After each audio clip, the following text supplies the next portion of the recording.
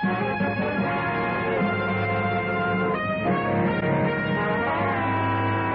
Bob Hope Show, transcribed direct from Fort Belvoir, Virginia, with Les Brown and his band of renown. Our special guest, Marilyn Maxwell. And here he is, Bob Hope.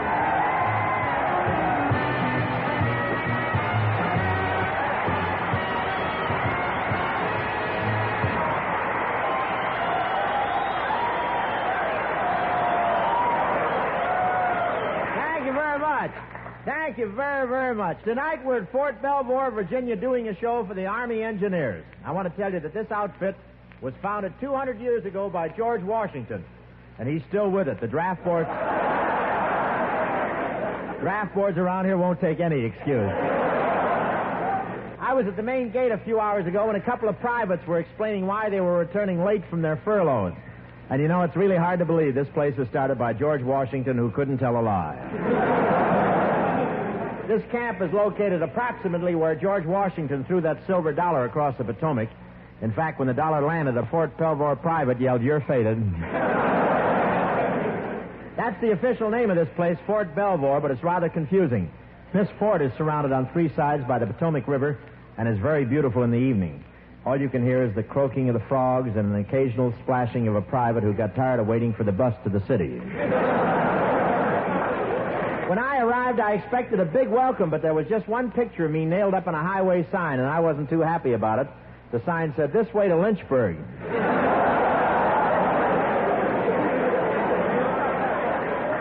This whole fort is really a big school for engineers, you know. I asked the commanding officer how many of these engineers are surveyors. He said, on Saturday night, all of them. Wait, I'll get my slide rule and go with you.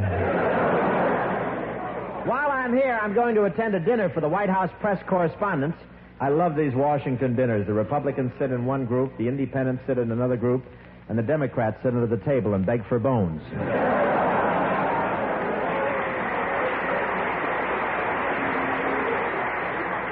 Eisenhower has proven that military men do all right in civilian life, and Mrs. Eisenhower has been accepted as a member of the DAR because she had an ancestor who fought in the Revolution. There was some question about it until an eyewitness clinched the whole thing. I want to tell you that Crosby has been a great help.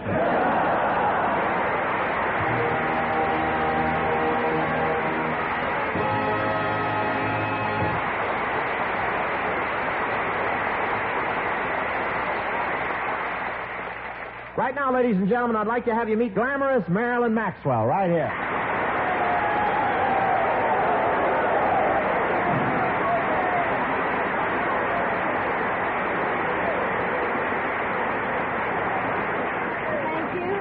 Thank you, Bob. Well, Marilyn, are you enjoying our visit to Fort Belvoir? Oh, yes, Bob. It's a wonderful place, and everybody's been so kind to us. They sure have. Did you hear what the commanding officer said when I told him I was coming here? Yes, Bob, I heard what he said, but you came anyway, didn't you? Please, Marilyn, we're in Virginia where the Southern Comfort doesn't talk back.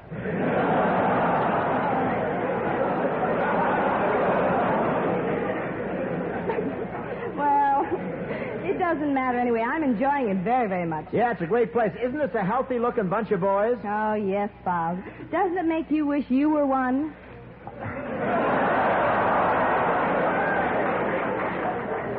If you could change into a man, I'd put a stranglehold on you. And then what would you do? Wait for you to change back into a girl.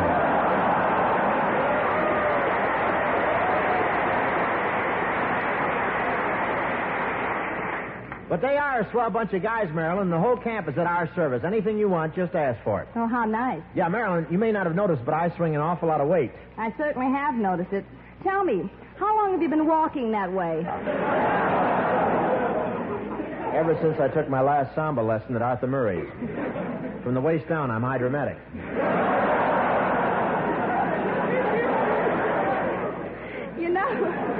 You know, Bob, the thing that particularly impressed me about this place is the way the men here act toward a girl. Well, how do you mean? Well, they have such good manners.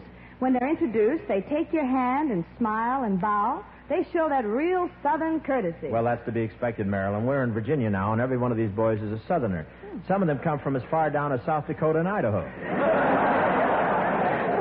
Isn't that true? I'm not joking, Bob. One soldier was wonderful to me today. Who's that? The sentry at the main gate. For a kiss, he let me in free. Why, Marilyn, there's no admission charge to... Oh, I see. Oh, there's a kid that's going to be general someday. While we're here, Bob, I wish somebody would give me a good recipe for Southern fried chicken. For Southern fried chicken, well, it's easy to prepare, Marilyn. You just fry the chicken in batter, stick it in the oven, and keep basting it with mint juleps. You keep basting it with mint juleps? For how long? Well, you don't have to time it. When the oven door opens and it walks out whistling Dixie, that's Southern fried.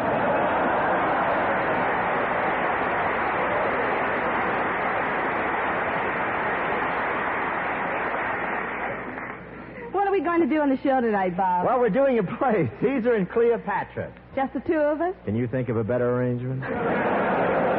No, I've asked one of the boys here at Fort Belvoir to help us out and take a part. Here I am, Mr. Hope. Well, how do you do, Private Dasher? How are you? Bob.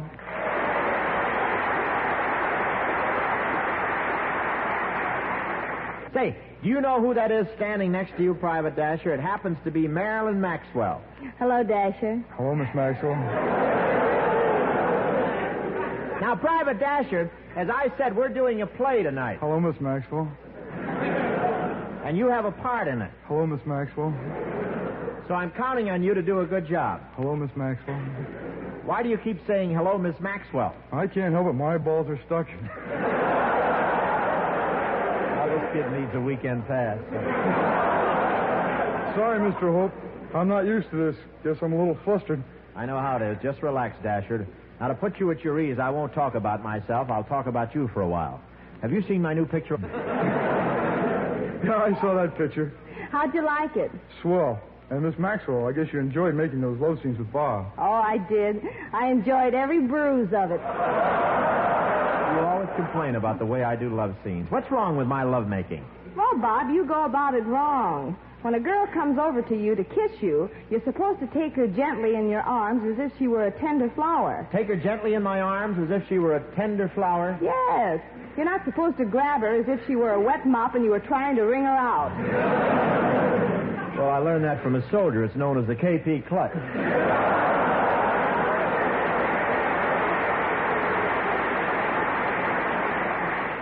Now, look, Private Dasher, let's concentrate on the play we're doing tonight. Do you think you can handle an acting part? Well, I've had a little experience. When I was a kid in grammar school, I was the only boy in a drama class of 60 girls. No kidding. Well, how could a guy get in there with all those girls? Even in those days, I was an engineer.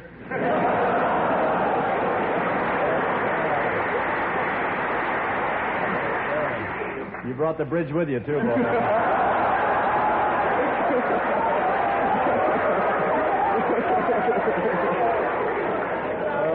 yeah. I can just see you chasing a girl with a mine detector, but I want to tell you, Private Dasher, good acting is just a matter of practice. I even practice reading scenes aloud when I take a bath. Well, I'd want to practice more than once a year. I knew he'd get even for that bridge crack. Well, okay, if you don't want any advice, let's start the play. Just a minute, Mr. Hope. Who are you? This is my agent, Corporal Jerry Martin. Corporal Jerry Martin, huh?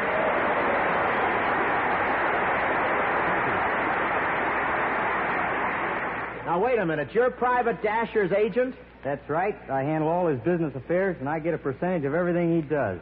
You get a percentage, huh? Well, what happens when he goes out on a date? Well, he buys the girl flowers, takes her to dinner, takes her to a show, buys her a midnight snack, and then pays for the cab ride home. Well, where do you come in? I kiss her goodnight. Well, that's not very fair to Private Dasher. Well, I'm not going to kiss Dasher goodnight. Well, it's been very nice meeting you, and I... Just a minute. Dasher doesn't act in his show unless he gets paid. Paid? That's right. We're getting up some money to buy our mess sergeant a going-away gift. Well, where's he going? No place, but we thought he might take the hint. Well,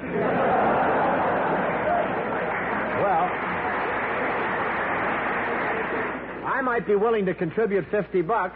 Let's see, $50. 10% of that would be $5. Is that what you get? No, that's what Dasher gets. Now, Now, wait a minute. The agent is only supposed to get 10%. The performer gets the 90%. I know that, and you know that, but let's not confuse Dasher. Okay, it's a deal.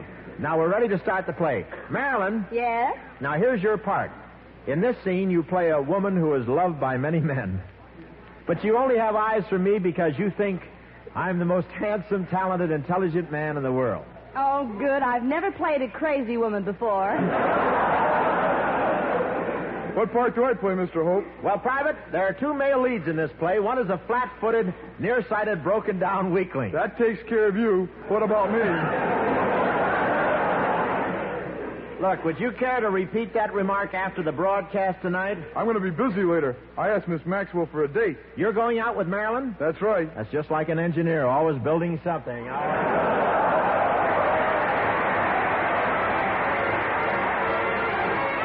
Here's a little number done by Marilyn Maxwell and yours truly in the Paramount picture Off Limits. Number written by Evans and Livingston, all about love. Come in, Marilyn.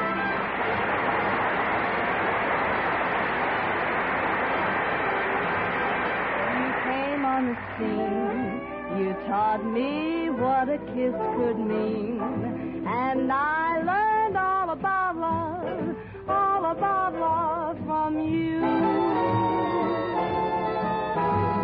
I was all alone, no sweet talk on my telephone. Then I learned all about love from you.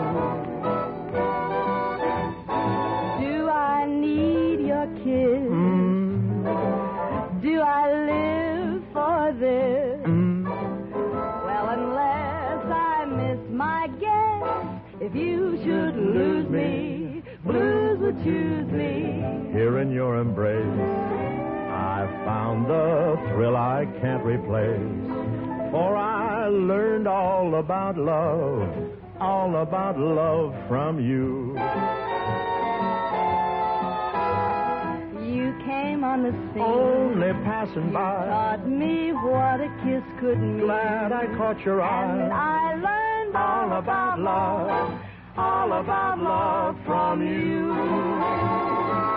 I was all alone. I was home at night. No sweet talk on my telephone. Now we hugged the line. Then I learned all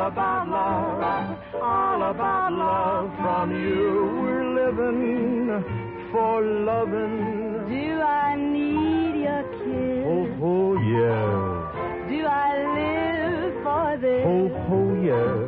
Well, unless I miss my guess, if you should lose me, blues would choose me here in your embrace. Baby, you're so real. I found the thrill I can't That's replace. the way I feel. For I learned all about love from you.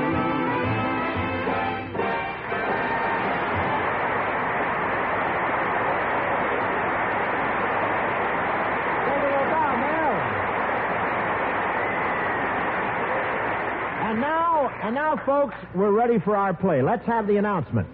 Ladies and gentlemen, tonight the players present scenes from a great play, Caesar and Cleopatra. Our production stars Marilyn Maxwell and Private Dasher. The scene opens... Oh, wait. Just a minute. Mad boy. Look, I'm in this play. I'm in this play, too. Oh, yes, the play is a tragedy. And your paycheck is going to be another one. Look, I'll introduce the play myself. Ladies and gentlemen, as our scene opens... Oh, Bob. Yes? I'm Colonel Beasley, the commanding officer here. Oh, how do you do, Colonel? What can I do for you? Well, I see you've given one of my men a part in your show, Bob. That's right. Well, I just thought that, you might have come to me direct. Colonel, you mean you'd like to appear with me? Well, there's a little ham in all of us, Bob. And this would be a wonderful chance to take a lesson from the master.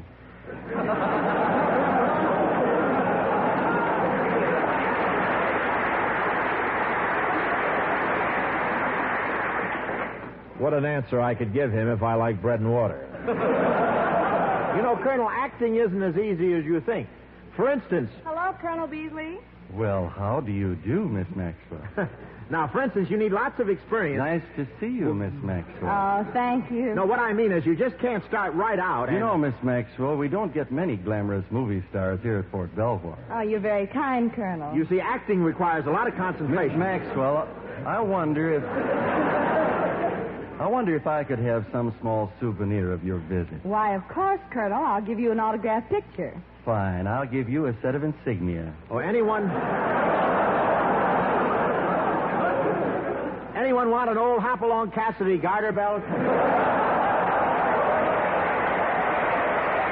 Colonel, will I see you after the show? You certainly will, Miss Maxwell. No, I'll be looking forward to it. Fine. Now, Bob, what were you trying to say? Nothing. I'm just standing here waiting for the bus to town. Now, if you don't mind, Colonel, we'd like to start our play. All right, Bob, here's your script.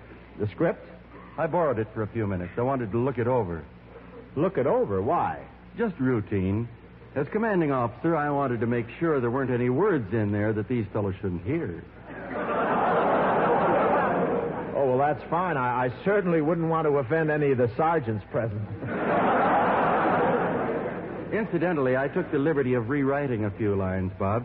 You rewrote a few lines? Yes, some of them wouldn't have been very interesting to soldiers. Oh, well, I can understand that. You see, Shakespeare was in the Navy. But if you change the play a little bit to make it more entertaining to the fellas, I'm all for it. Let's do it, Marilyn. Les, a little music, please.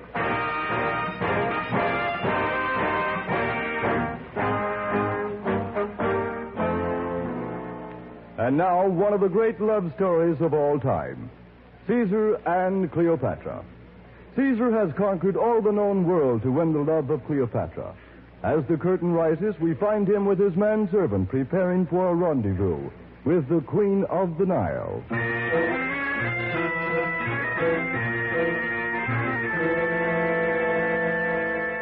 Regard me, knave. Am I not the handsomest man in all Egypt? Ah, the beautiful women who have thrown themselves at my feet. What women, sire?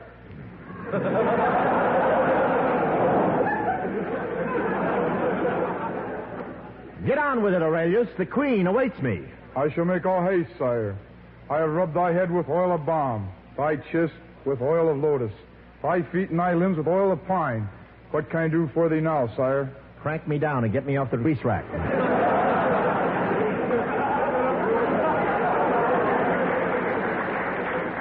Look, be sure that the baskets we take to Cleopatra are loaded with the rarest delicacies. Dates from Smyrna, figs from Syria, pomegranates from Corsica, grape, citrus, papayas, and Persian melons. The queen is dilettante among gourmets. She's a what, sir? A chowhound.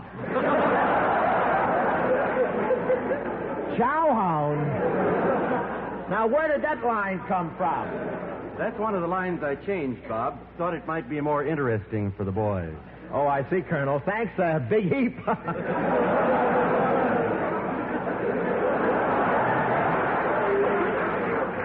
I go now, Cleopatra. The flower of the Nile awaits me.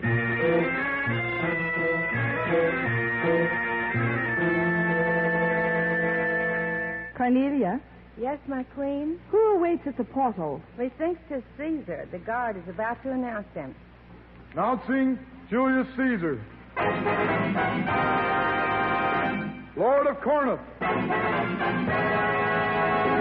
Lord of Rome, and Lord of Macedon.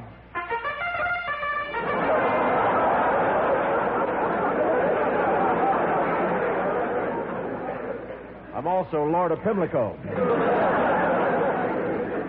You did very well, Private Dasher. Now, I'll do everything I can to help your re-enlistment there. Thank you.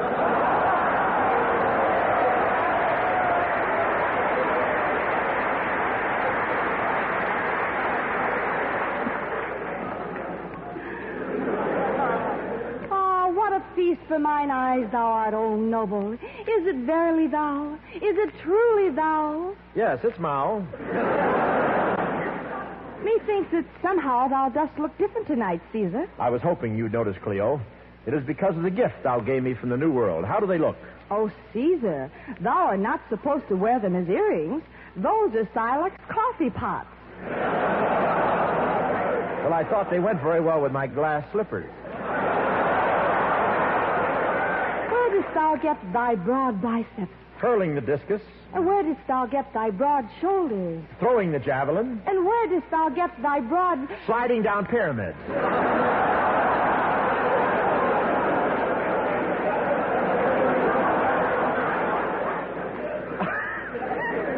Ah, Cleo, how lovely thou art tonight.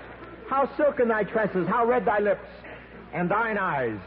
Ah, thine eyes shine like a mess kit on inspection day. A mess kit on inspection day. That's another line I changed, Bob. Oh, I never would have known.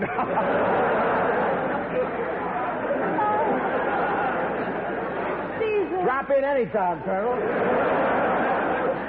Caesar, come close to me, my sweet. We waste time, and minutes are like precious jewels. Behind thy left ear there is a fragrance of rose. Thy hair has the scent of heliotrope. And thy right ear has the perfume of hyacinth. Yeah, I'm test pilot for Taboo. Oh, enfold me in thy strong arms, Caesar. Ah, dearest, thou art truly a great lover. Thou art the greatest lover in Araby, the greatest lover in Saxony, the greatest lover in all of Europe. Oh, embrace me, Caesar. Let me kiss thou as thou hast never been kissed before. Here.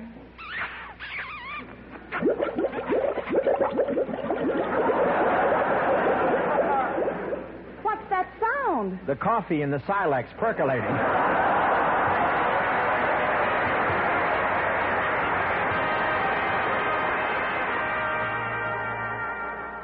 Oh, thanks for the memory. I want to thank Commanding Officer General Stanley Scott, Lieutenant Colonel Frank Clark, Captain Richard Lewis, SFC Sally Belote, Corporal Jerry Martin, Corporal John Wilson, the announcer, PFC Tom Dasher, all of them, a wonderful guy, PFC Horace Drew, PFC Merle Garner, also Commander Bishop, our project officer, and Captain Francis Gilbert for helping us out here at Fort Belvoir. Without these people, I don't think we could have made it. You know, ladies and gentlemen, in June 1778, an order was issued from General Headquarters, Valley Forge, setting up a school of engineering in the Army of the United States. From that beginning, 175 years ago, the School of Engineers here at Fort Belvoir has become one of the most efficient, respected military organizations in the world. When you go to a newsreel and see pictures of a new bridge that saved lives and time, it's safe to bet a couple of bucks that some boys from Fort Belvoir have been busy. I saw the work of the engineers myself, and I'll sign a statement any time that these guys have the know-how and the guts it takes to get the hard things done in any war. There's no greater tribute for a GI than the tribute paid to him by another man in uniform. A general by the name of Eisenhower said it all when he said, "The engineers, those unsung heroes, have mastered the trickiest instruments of modern warfare." Thank you.